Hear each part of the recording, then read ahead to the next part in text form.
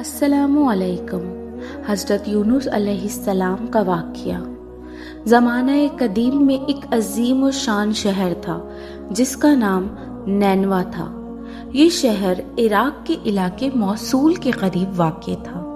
نینوا کے لوگ بتوں کی پوجا کرتے اور اللہ تعالیٰ کو چھوڑ کر اپنے ہاتھوں سے بنائے ہوئے بتوں کے آگے سجدہ کرتے۔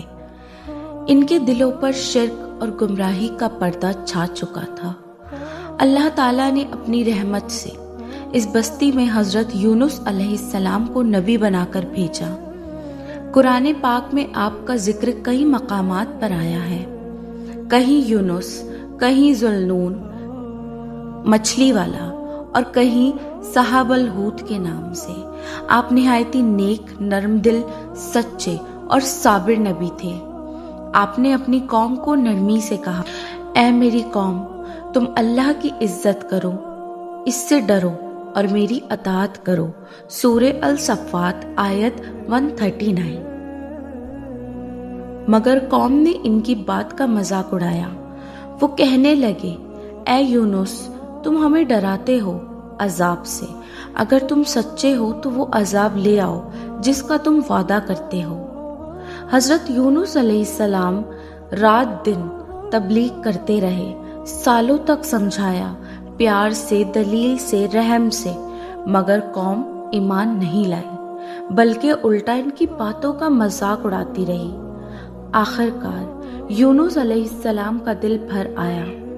انہوں نے اللہ تعالیٰ کی اجازت کے بغیر ہی فیصلہ کر لیا کہ اب یہ قوم ایمان نہیں لائے گی، اور وہ شہر چھوڑ کر چلے گئے۔ یہ وہ لمحہ تھا جو اللہ تعالیٰ کو پسند نہیں آیا، کیونکہ نبی اپنی قوم کو اس وقت تک نہیں چھوڑتا جب تک اللہ تعالیٰ کا حکم نہ آ جائے۔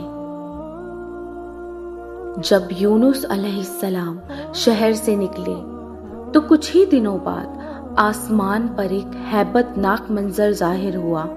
سیاہ بادل چھا گئے، بجلیاں کڑکنے لگی، زمین لرزنے لگی اور آسمان سے آگ کے شعلے گرنے لگے۔ قوم سمجھ گئی کہ اب وہی عذاب آنے والا ہے جس سے یونس علیہ السلام ڈرایا کرتے تھے۔ اس وقت ان کے دل کانپ اٹھے۔ مرد، عورتیں، بچے سب اپنے گھروں سے نکل آئے۔ وہ سب میدان نو میں آ کر رو رو کر اللہ تعالیٰ سے معافی مانگنے لگے۔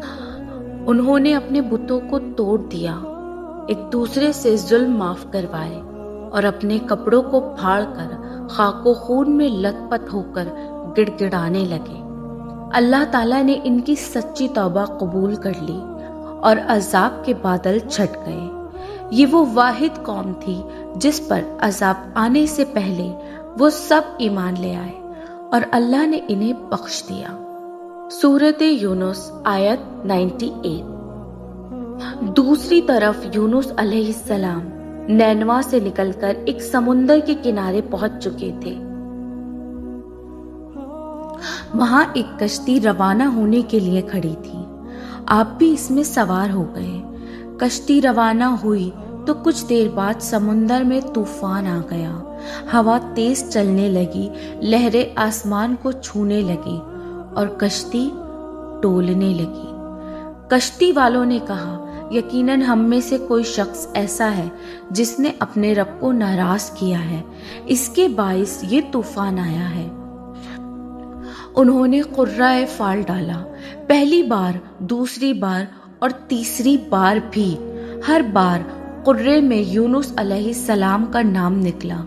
نبی ہونے کے باوجود آپ نے خود کو اللہ کے فیصلے کے حوالے کر دیا۔ آپ سمندر میں چھلانگ لگا دیتے ہیں اور اللہ کے حکم سے ایک بہت بڑی مچھلی حوت آپ کو نگل لیتی ہے۔ یونس علیہ السلام زندہ سلامت مچھلی کے پیٹ میں موجود تھے۔ اللہ تعالیٰ کا کتنا بڑا معجزہ ہے، مگر وہاں اندھیرا ہی اندھیرا تھا۔ یونس علیہ السلام، مچھلی کا پیٹ، سمندر کی گہرائیاں اور رات کا سیاہ، تین اندھیروں کے درمیان یونس علیہ السلام اپنے رب سے فرماتے، اپنے رب کو یاد کرتے ہیں، لا الہ الا انتا سبحانکا انی کنتم من الظالمین۔ سورۃ الانبیاء آیت 87۔ ترجمہ: تیرے سوا کوئی معبود نہیں، تو پاک ہے، بے شک میں ہی ظالموں میں سے ہوں۔ یہ وہ دعائے یونس ہے جو قیامت تک توبہ و نجات کا ذریعہ بن گئی۔ قرآن فرماتا ہے، اگر وہ تسبیح کرنے والوں میں سے نہ ہوتے تو قیامت کے دن تک مچھلی کے پیٹ میں ہی رہتے۔ سورۃ الصفات آیت 143-144۔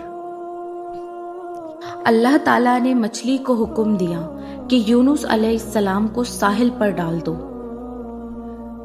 مچھلی نے نبی کو نرم ریت پر ڈال دیا۔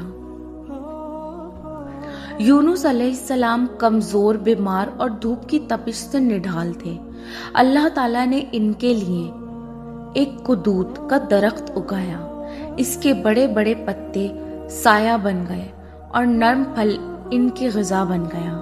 آہستہ آہستہ آپ صحت یاب ہو گئے۔ پھر اللہ تعالیٰ نے فرمایا، ہم نے انہیں 1,00,000 یا اس سے زیادہ لوگوں کی طرف بھیجا، بس وہ ایمان لائے تو ہم نے انہیں ایک وقت تک فائدہ پہنچایا۔ سورۃ الصفات آیت 147-148۔ یونس علیہ السلام واپس اپنی قوم کے پاس گئے۔ اس بار قوم نے ان کا خیر مقدم کیا، ان پر ایمان لائے اور ان کے ہاتھ پر توبہ کی۔ یونس علیہ السلام کی قوم ایمان والی اور نجات یافتہ قوم بن گئی۔ حضرت یونس علیہ السلام کی قصے میں ہر انسان کے لیے کئی عظیم سبق چھپے ہیں۔